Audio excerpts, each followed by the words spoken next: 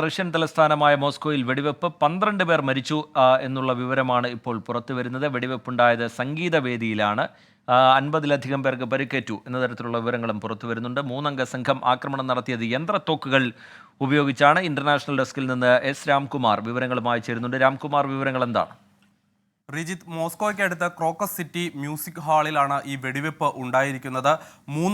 മൂന്നംഗ സംഘം അവിടെ എത്തുകയും യന്ത്രത്തോക്കുകൾ ഉപയോഗിച്ച് വെടിയുതിർക്കുകയുമായിരുന്നു. 12 പേർ കൊല്ലപ്പെട്ടു എന്ന ഒരു വിവരമാണ് ഇപ്പോൾ പുറത്തു വരുന്നത്.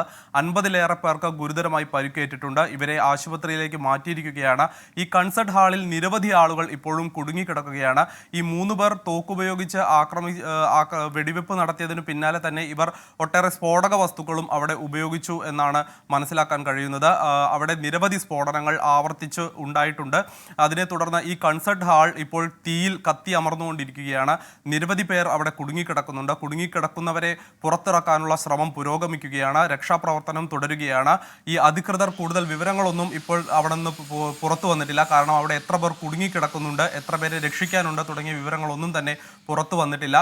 എന്ത് തന്നെയായാലും യൂറോപ്പ് ഈ അടുത്ത കാലത്ത് കണ്ടിട്ടുള്ളതിൽ വെച്ച് ഏറ്റവും വലിയ ഒരു തീവ്രവാദി ആക്രമണമാണ് ഇപ്പോൾ ഉണ്ടായിരിക്കുന്നത്. ഇതിന്റെ കാരണം എന്താണെന്നോ ആരാണ് ആക്രമണം നടത്തിയതെന്നോ ഇപ്പോൾ വ്യക്തമല്ല. റിജിത്ത്.